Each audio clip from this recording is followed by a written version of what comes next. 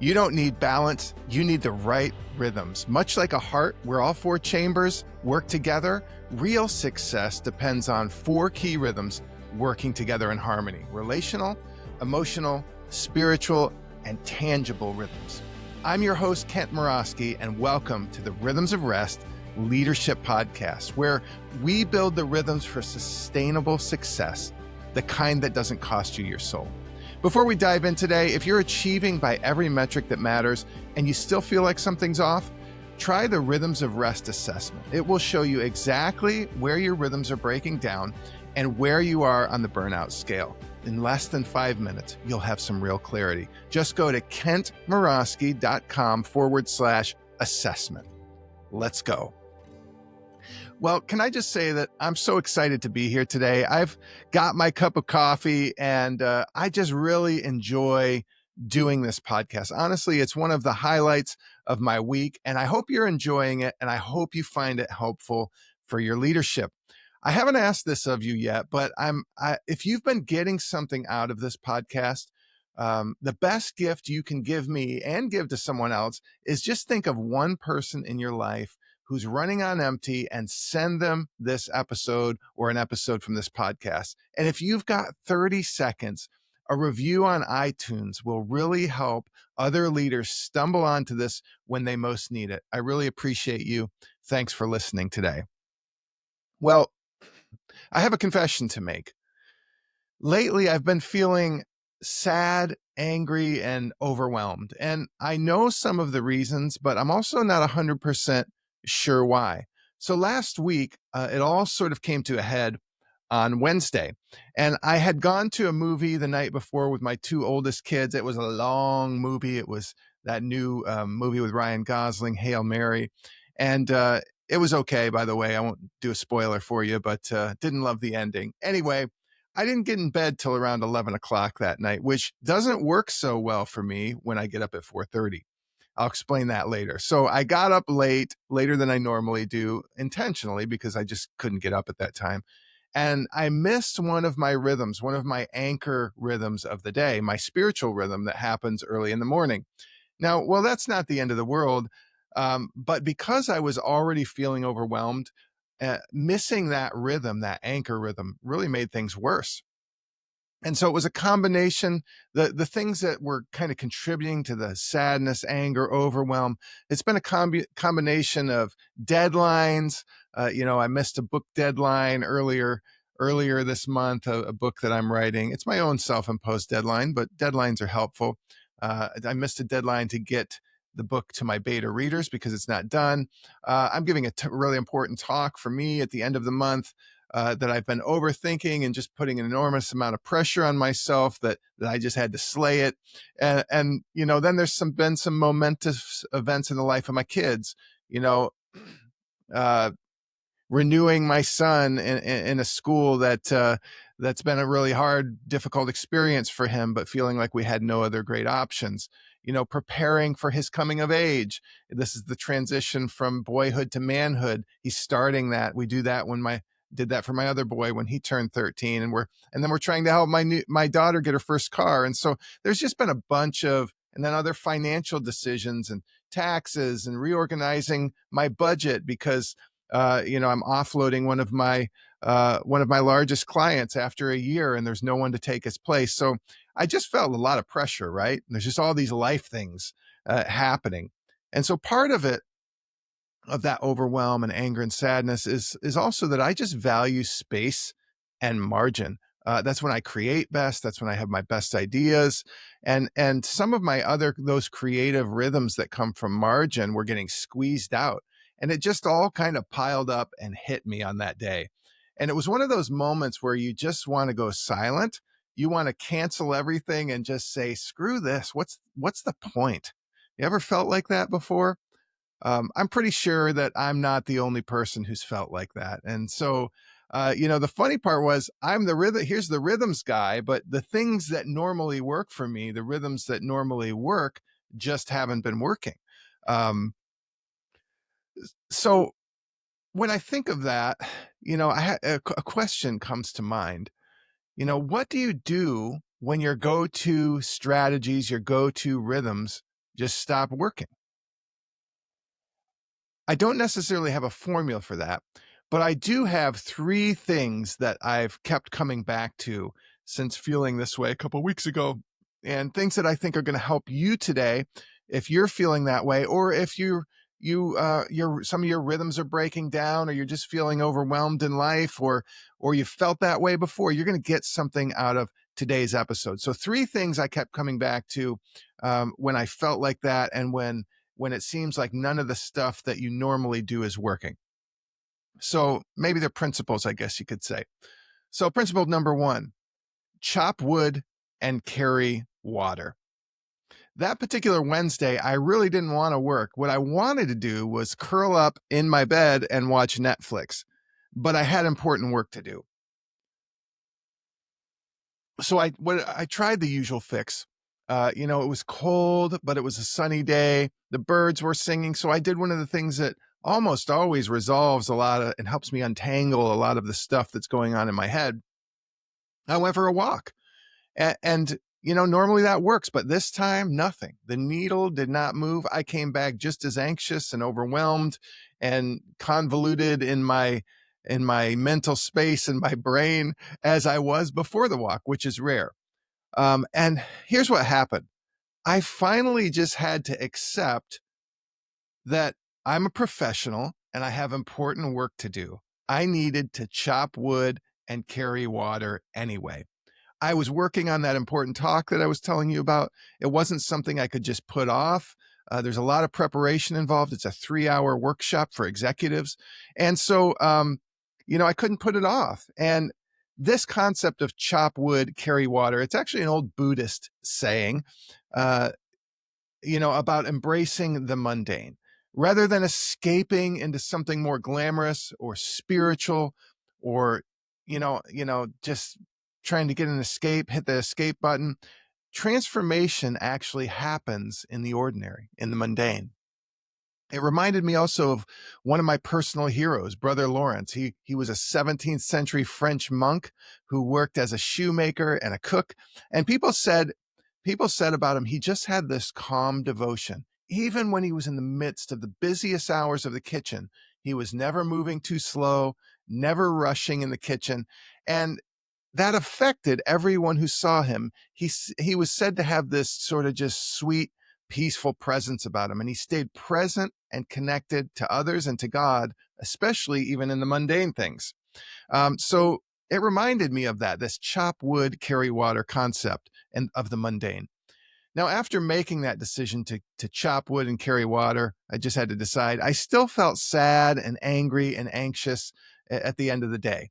But what happened is I made progress, and that's what matters. So sometimes the most spiritual, most productive, most courageous thing you can do is the next boring thing in front of you. Now, I know that's not always the answer, but sometimes we just have to decide we're going to show up, we're going to be professionals, and we're going to chop wood and carry water because we've got important things to do, and stuff will resolve as we do that. Now, there's lots of times when this showing up concept, this chop wood and carry water, is relevant. I think back to 11 months ago from today.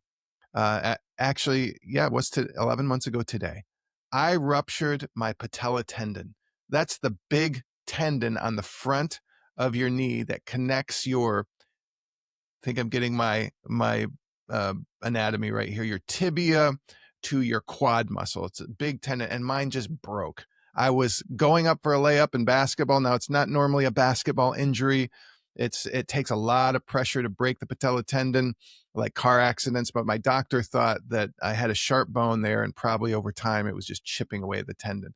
So me and my two boys are playing pig on the basketball court, and me and my oldest son are battling it out.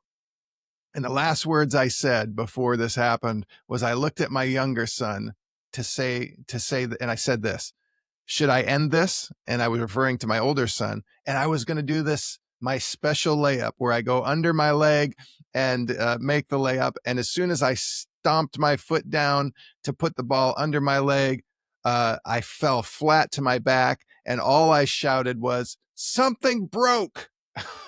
And my son thought I broke my back because I just fell straight down, but it was my knee. My kneecap was not where it had belonged. I was in immense pain, and that happened 11 months ago. Now, can I just tell you that it's still not right, my knee? I still can't bend it all the way. It still hurts. Now I'm rebuilding my quad because that atrophied in the process. Many people just give up and deal with less range of motion and just, less mobility. And believe me, I've been tempted, but instead I've decided to just keep showing up one day at a time, doing my exercises, going to the gym, going to PT, and chopping wood and carrying water. And you know what?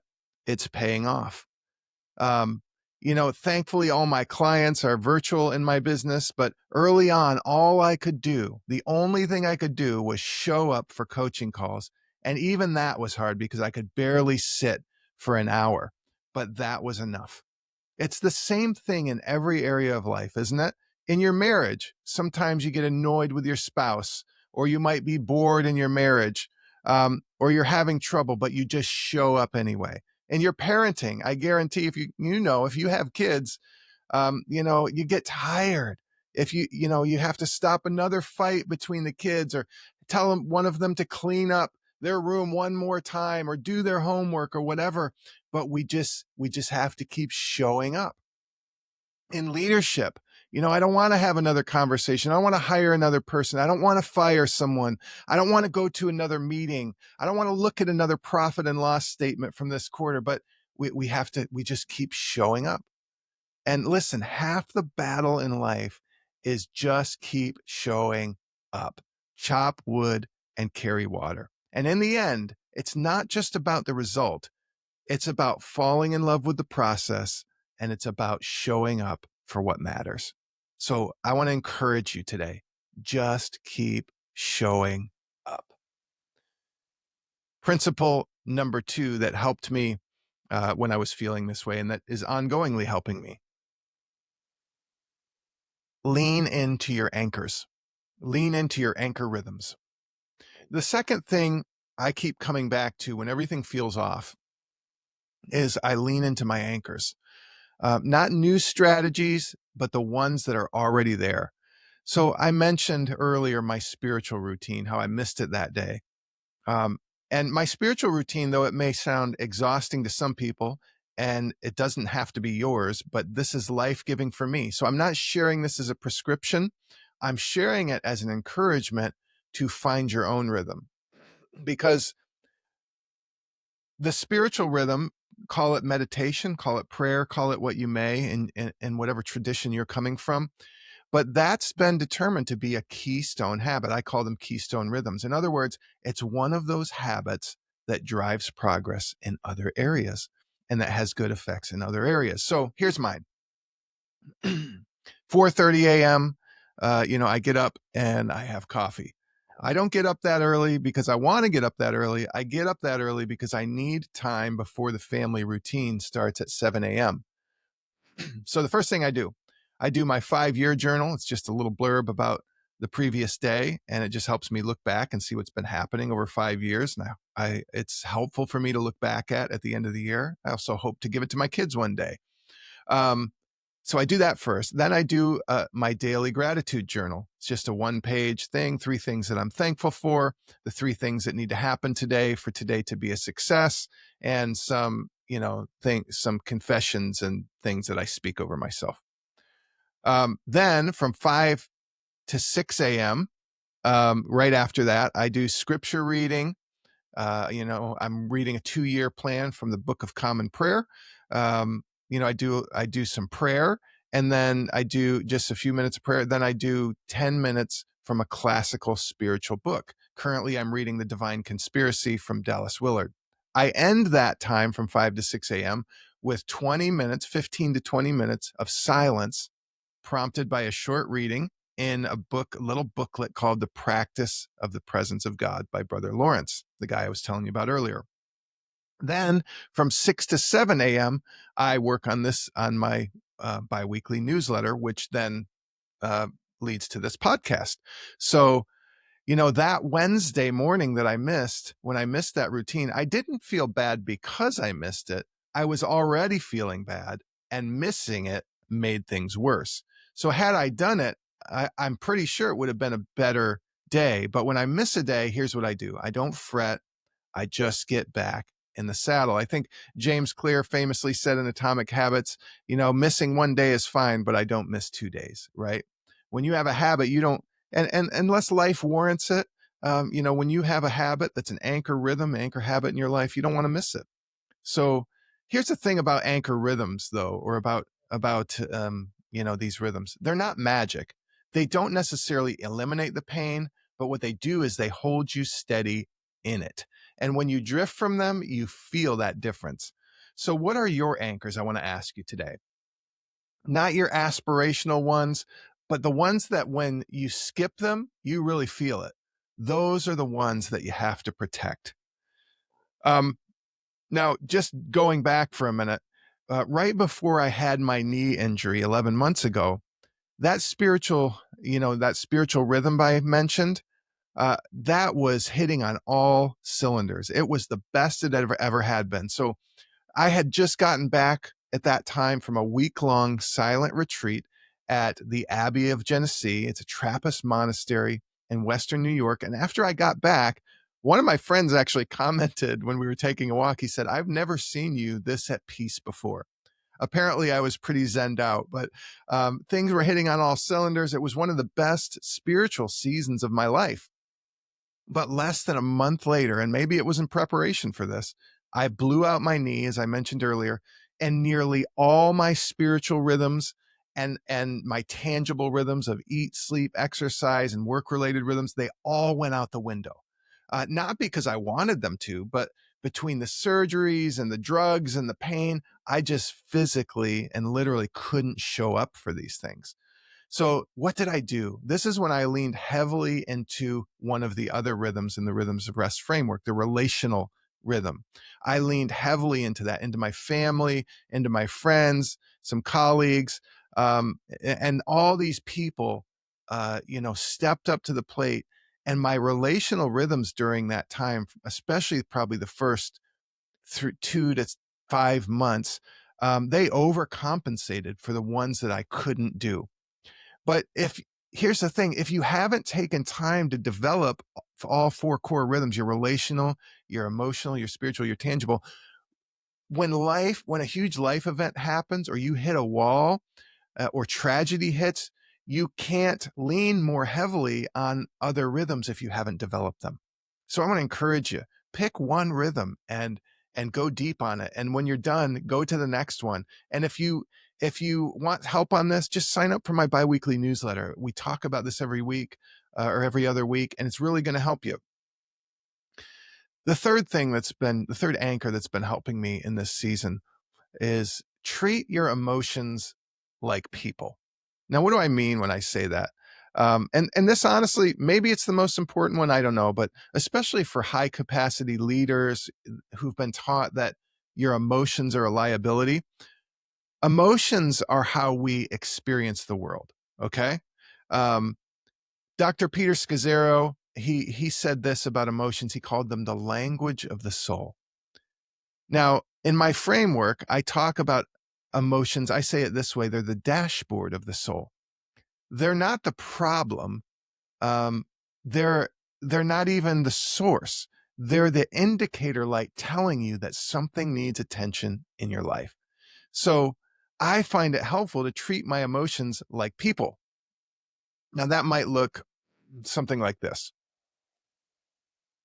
So when I was sad, I've been sad, but especially that day, that Wednesday that I was telling you about, I just sit down for a minute and I say, sadness, I recognize that you're here and it's okay. If there's something you want to tell me, I'm open. If not, that's okay too. Then I just sit with it for a few minutes and I don't try to analyze it. I don't try to figure out why it's there. I just accept it. And sometimes something will surface that as to why, and sometimes it will just pass on by, kind of like if you're sitting on a river and a boat, on the bank of a river and a boat goes by and It's in your vision for a little while and then it just passes out of sight. Psychologists call this acceptance and commitment therapy, or ACT for short. It means accepting what you can't control while committing to what actually matters. So, interestingly enough, both Stoicism and Christianity and probably other practices, they share similar philosophies about acceptance, about control, about letting go of things. Now, I don't know if you knew this or not, but according to Dr. Jill Bolte Taylor, she's a Harvard educated doctor. Her emotions, she says, last for only 90 seconds. If they last longer than that, it's because you're rehearsing the thought, you're re-stimulating the emotion, and you're triggering the same physical response again and again. So, in other words, that you have this emotion, you think about it, it lasts for 90 seconds. At the end of that 90 seconds, people call it rumination, I believe. You're thinking about it again, and it's triggering the same feeling all over again and the same response. So, I've tested this before. When I stop feeding the thought, that wave of emotion usually passes. Or when I just acknowledge the emotion, sometimes emotions, they just want to be acknowledged. And sometimes if you don't, they keep coming up over and over again. And if they don't resolve, even when you acknowledge them, it may be that there's something deeper happening that you need to give some more time to. But giving your emotions, acknowledging them, giving them time and space to speak, that's often what allows them to resolve. Whether it's a short walk, sitting by a lake, or simply finding a quiet corner, silence and solitude, acknowledging those emotions can give you the time and space you need to listen to your life. Um, at the beginning of this podcast, I shared how I'd been feeling sad and angry and overwhelmed. And so I did take some time to sit with it that day, and it didn't pass. It didn't resolve. And that's because it was something that I needed to go deeper on, that didn't just need to be acknowledged, but needed to be resolved or fixed. And I couldn't fix all of it, but there were some things that I could. So April is often a month where, well, not often. Is a month where everything just converged. I mentioned all those different challenges earlier. I don't need to rehash those and bore you with those.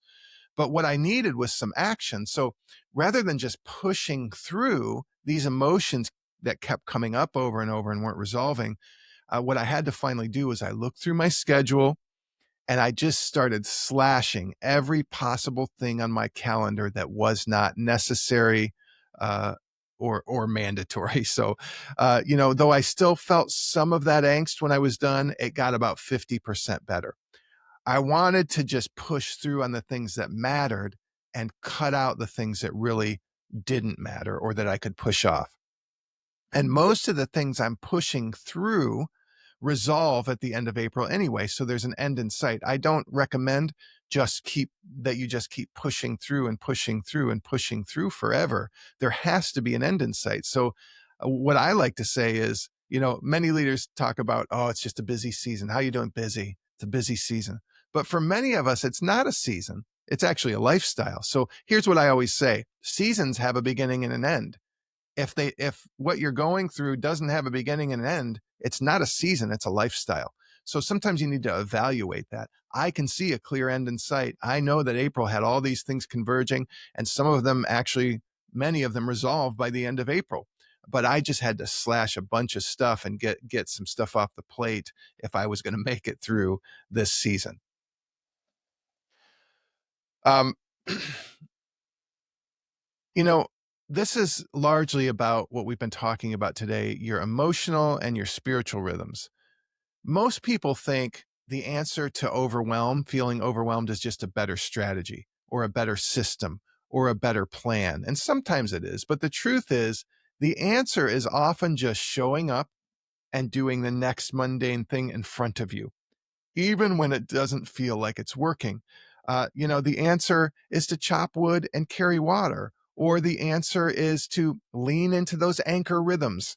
Not change a bunch of things, but lean deeper into those rhythms that really anchor you. And lastly, treat your emotions like people, acknowledge them, sit with them, resolve if you're able to resolve some of those and give them time and space and attention to speak to you.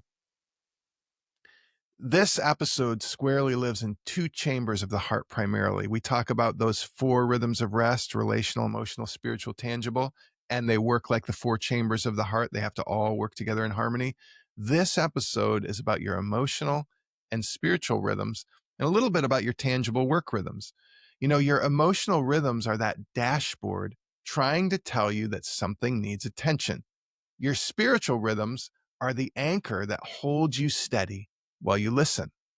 Now, if you ignore what you're feeling and you just push through, your emotions are going to build up, and eventually you're not going to be able to ignore them any longer. They're kind of like that unwieldy child that just keeps saying, Mom, Dad, watch this. Mom, Dad, I need you. And over until you actually turn your head and you look at them and you acknowledge them.